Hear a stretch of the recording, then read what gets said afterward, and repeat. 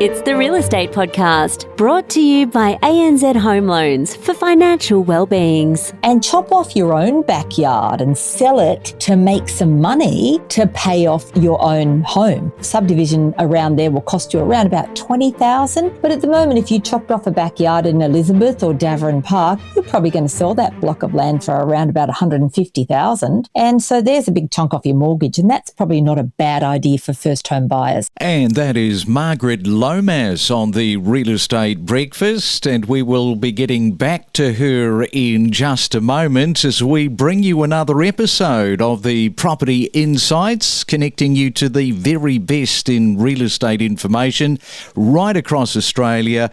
And we're doing that 7 days a week, over 1,000 episodes for you to digest.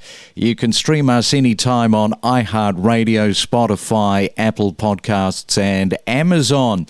As we work through our week together, already up to a Thursday morning, February the 20th, very interesting news here. Only 12 capital city suburbs in Australia still have a median house price of $500,000 or less. Very attractive for first home buyers. Now, this is new analysis from the latest Domain House Price Report telling us that while affordable housing options in capital cities have declined sharply over the past decade, a handful remain, mainly in, and you might find this surprising, in Adelaide and Perth. I say surprising given their property booms. And surprisingly also, a few Melbourne suburbs also made this list, reflecting the city's ongoing housing market struggles. And we'll be taking a look at that list in just a moment. Good morning to you, Steph, another new listener from Perth. You wrote in saying that you're almost at the end of a 4-year saving regime and looking at moving with your partner to Hervey Bay after hearing us talking about Hervey Bay and particularly the price point on a new 4-bedroom house around that 620 plus K mark. So thank you for your email and do keep us posted. And don't forget to let us know your property journey.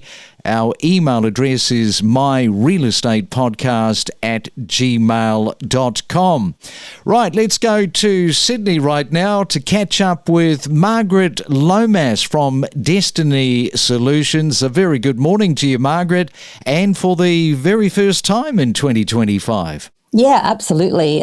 It seems like forever since we've spoken, and it was just before Christmas. But you know what Christmas is like. It's such a crazy time. You're so busy, and when you finally wake up and surface from all of that, it's February already. Yeah, no, I know exactly the feeling because, here we are rocketing through the month and we have got March in our sights.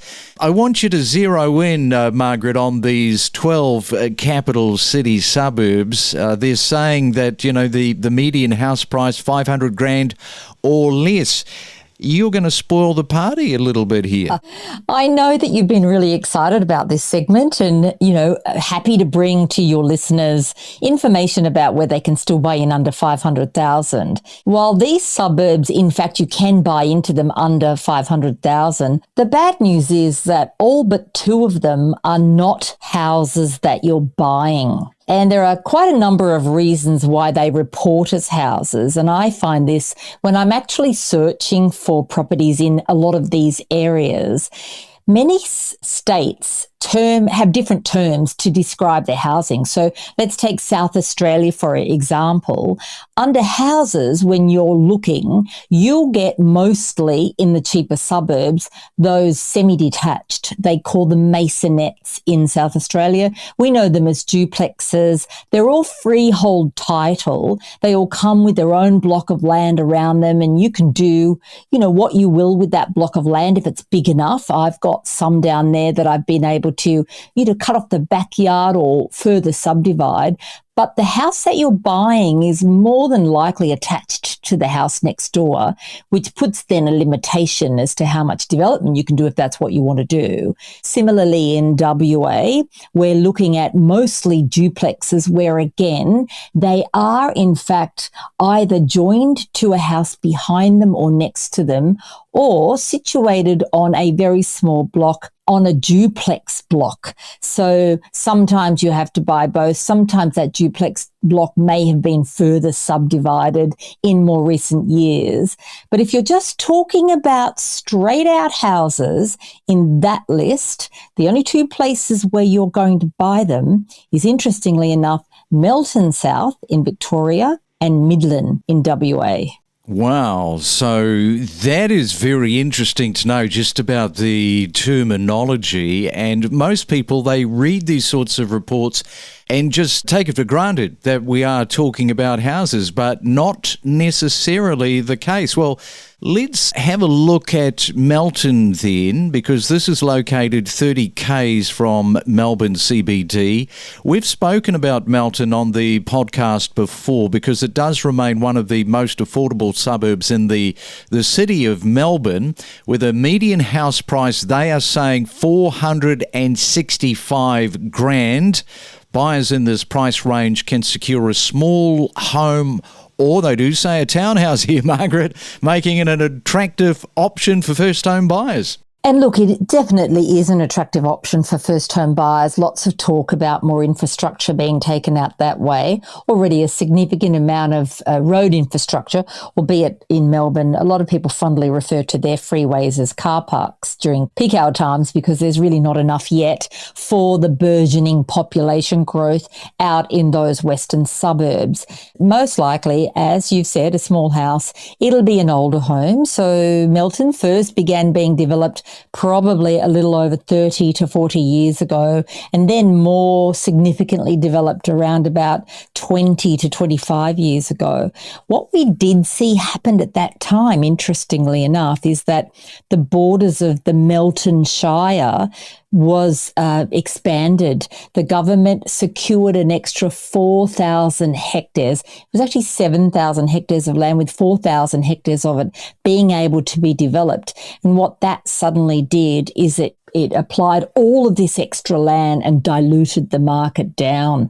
So they're still trying to catch up as a result of that. The old laws of supply and demand will obviously mean the more supply, and if it's more than demand, then you're not going to have as much pressure on house prices. And this has been the fact in Melton. So for a very long time, it's actually been the same price, or sometimes a little bit cheaper, to secure a block of land and build a house in Melton than it has to buy an established house, which is upside down from most areas. And so we saw a lot of people attracted by that, moving out to Melton, buying their blocks of land, building their little project homes.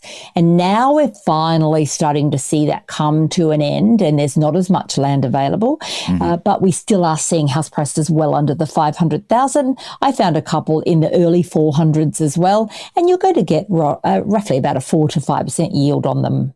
All right, so that is Melton and genuine when it comes to a house. I want to go to Elizabeth North in South Australia. Now, Elizabeth North is just 20 k's from Adelaide CBD.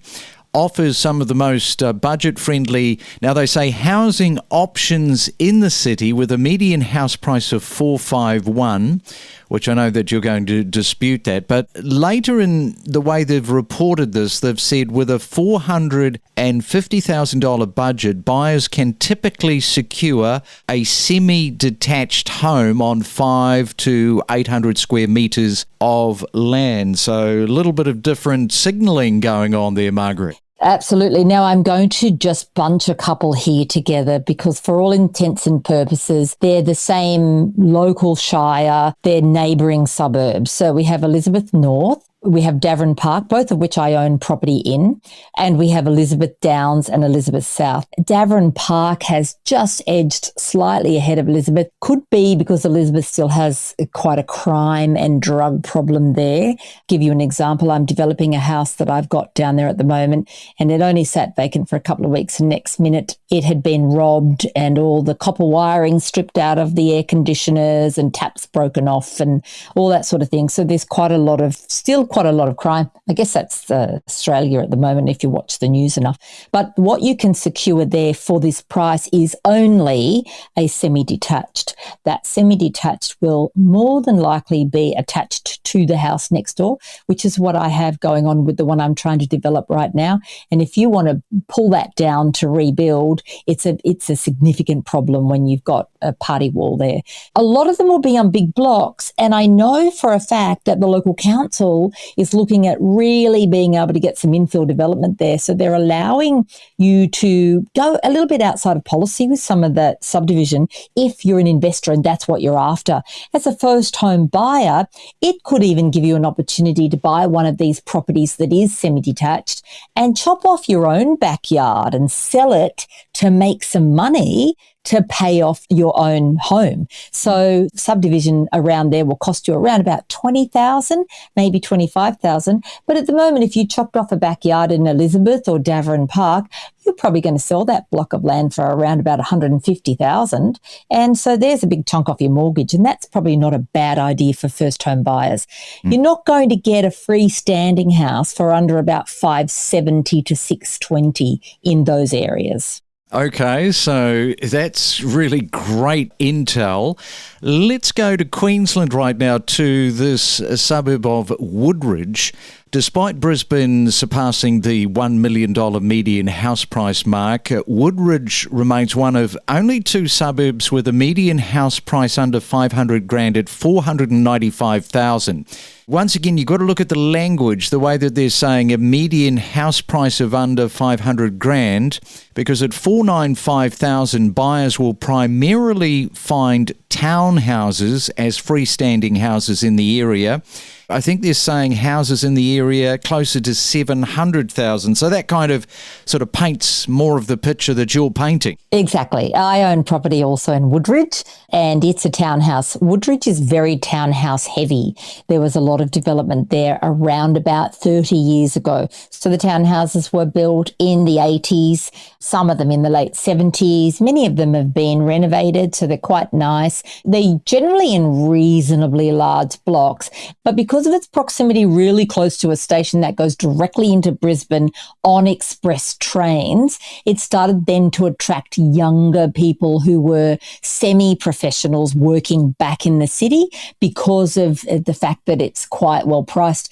It's also getting down toward the Gold Coast, and while it's not on the border, it's well in that Logan Shire, which means that you can also live there if you're a Gold Coast worker and jump on the train down into the Gold Coast.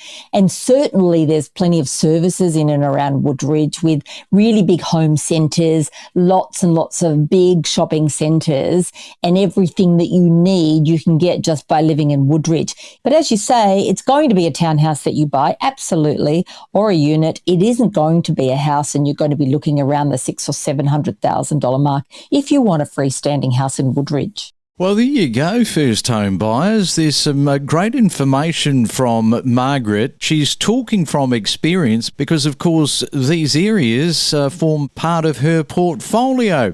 And we'll have to leave it there, Margaret. So great stuff. Thanks once again for catching up for the first time in 2025, and enjoy your Thursday. Thank you, you too. Ready to take your real estate knowledge to the next level? So are we. So I'm very fortunate to lead the brand and that group. And I think having walked in the shoes of both the agents and the agency principals provides me with a level of understanding what they're going through on a day-to-day basis. I'm always interested in is the culture around looking after newbies that come into the real estate industry. Not all of them are well served by upper management. The pressure is on from the minute they walk in the door, which is really not the way to handle it. Absolutely, and I think there's a proper war for talent in our industry. We need more good quality people joining the real estate industry at every level. Our industry is often misunderstood around the roles and responsibilities of what we do day to day, and we don't do a great job of educating people on how to get started and what they need to think about. You do need to think about the size and the scale of the organisation that you're joining and whether they have those systems to allow you time to learn and environments to learn and to learn from the best practitioners. We connect you to the best real estate information across Australia.